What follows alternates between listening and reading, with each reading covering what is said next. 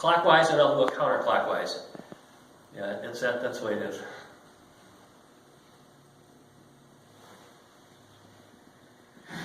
Okay, then we'll go the other way. And it's just a visualization with the energy going from the wherever the neurons coming through the string and the washer. That's it. The power of thought.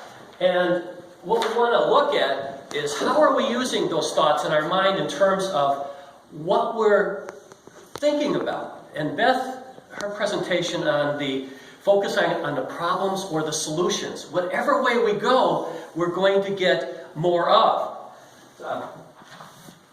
One of my life's themes is possibilities beyond circumstances.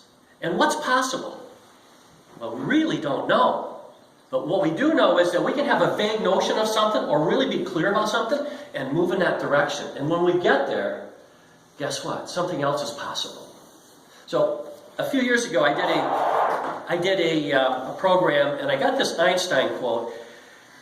The intuitive mind is a sacred gift, and the rational mind is a faithful servant. We have created a society that honors the servant and has forgotten the gift. It's so important to go back to the gift. So if we're looking for something, let's be open to it and ready to receive it. It's available to all of us. A friend of mine many years ago told me that if you get an idea and it comes to you and you don't use it, it goes to Gina or it goes to someone else. So we must use our ideas. Going back to the thinking for a moment, and I didn't bring my FedEx packages today, but you remember the FedEx package where it says there's an arrow in the letters FedEx? That's just an opportunity of observing and seeing and paying attention. And there's things that happen to us all day long that we just go past because our mind is made up and we're focused on going someplace. Monday, I posted a math problem on Facebook, and Ava, Steve's lovely wife, she wasn't ready for math on Monday. But here's the way it is. I've done it in here before, and if you know the answer, please don't say the answer. Let it ride all the way to the end, and let the new folks experience the impact of it. We're seven parts of the problem. All right, here we go. You ready? We're going to add out loud. 1,000 plus 40. 1,000 plus 1,000. 2,040. Plus 30. 2,070. Plus 1,000. 3,070. Plus 20. 3,090. Plus 1,000. 4,090. Plus 10. 5,000. Okay, real loud. 4,090 plus 10. 5,000. Okay, once more. 4,090 plus 10. All right. So who in the audience had 4,100 or said 4 and then changed their mind? What? I said 5,000. You said 4 and then you shifted. Yes, here we go. All right. So the answer is 4,100, and it's not that the reason that we said 5,000, it's not that we're deficient. There was a cadence there. Right. And I kept it going fast enough so the brain figured it out for us. But it figured it out in the wrong place. It was 5,000. So we go back and I say it a couple of times. So here's the thing. I believe that when someone does things right, that we ought to reinforce that. So all of you, I believe, got 6/7 of the problem right. Congratulations. But it was that last connect. And many times we end up in the wrong place. This really works well when I'm in the high schools doing this, because then I can talk about peer pressure, because there are some folks, maybe 2 or 3 in a classroom of 30, 35 folks, that have the 4, and they're switching in a minute because they hear 5,000. They go, I don't want to be wrong, and yet they were right. But their analytical skills are phenomenal. So that's how that works. I gave you a couple of handouts there, and I just want to go through those quickly. On the one where it's making the connection, you can see, if you go down on the right side, you can see the possibilities beyond circumstances. And then the book, Think on Your Feet, those are some of the things that you'll learn in there. And if you know of anyone that has any anxiety or fear of not giving a presentation, please have them call me, because they don't have to be in that state. Speaking with confidence is a simple thing to do. It's simple, not always easy, but it's simple to learn. And it's just a matter of changing your story. There's a story that we have about speaking, and we're relating back to it. That's focusing on what we don't want versus what we do want. And I can show folks how to do that really simply. And then on the left side, you can see a testimonial from my friend Orlando Hodges when I gave many presentations at the Troy Public Library a few years ago. On the other page that you have, these are some tips on how to put together a presentation. It's just called the PREP formula, from the word preparation. I'll just go through the first part of it. PREP is, you state a point of view. What's your point of view? You could probably do this in your 60 seconds. Reason for that point of view. Why did you say that? And then evidence. What's some evidence? And then you come back and you restate your point of view. And then you've got a nice cycle, and it's a way to remember how to put that together in a way that makes sense. A couple of things I'm up to. A few years ago, I would go to McDonald's and I'd watch people walk up to the counter and order their senior coffee.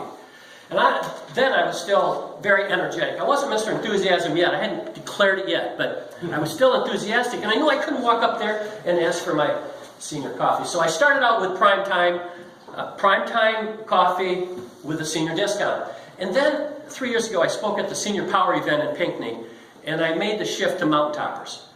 So what I'm doing is I'm reframing the whole senior citizen piece, and we're going to be called Mountain Toppers. As a matter of fact, there was where's my coffee news at? You had a quote in there. It said, Doris Day said, the really frightening thing about middle age is the knowledge that you'll grow out of it.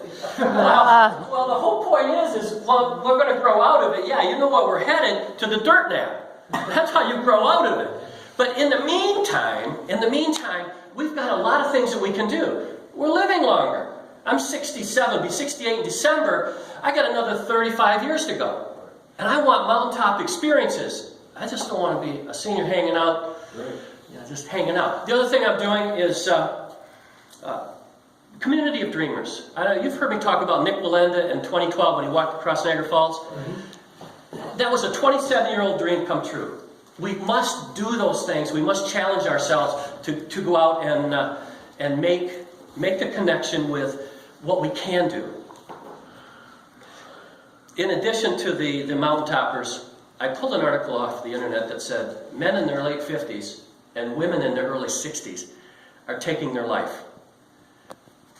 Catherine Simpson, she'd be probably interested, and she probably knows this, that the boomers, we maybe didn't plan. And so therefore, losing hope. I know that Beth has hope on her chart. And so I become a hope dealer. I want people to have hope for the rest of their life. And of course, we got the vets at 22 a day that are taking their life. So my work really is about that possibilities beyond circumstances that I talked about. And when people leave me, I hope they leave me feeling just a little bit better. Just a quick story. A friend of mine, she's leaving a 40-year marriage. And things are really, she's met someone else after the marriage, and things are getting so good for her, she's not used to that. And she's almost resisting it. And I was with her yesterday for a little bit, and she was crying joyful tears because it feels different. And part of that is living life by design or default. And I know Beth has really some cool strategies to move through that. Instead of default, let's live life by design. By design. And we can do that. But it starts with, you watch the washer. It's the visualizing and having a team of people like this that we can come and share ideas with and learn from and help one another get to where we need to go. I'll close with one of my favorite quotes from Henry David Thoreau. And he said that if a man advances confidently in the direction of his dreams and endeavors to live the life that he has imagined, he will meet with a success unexpected in common hours. And that was really what happened with Al.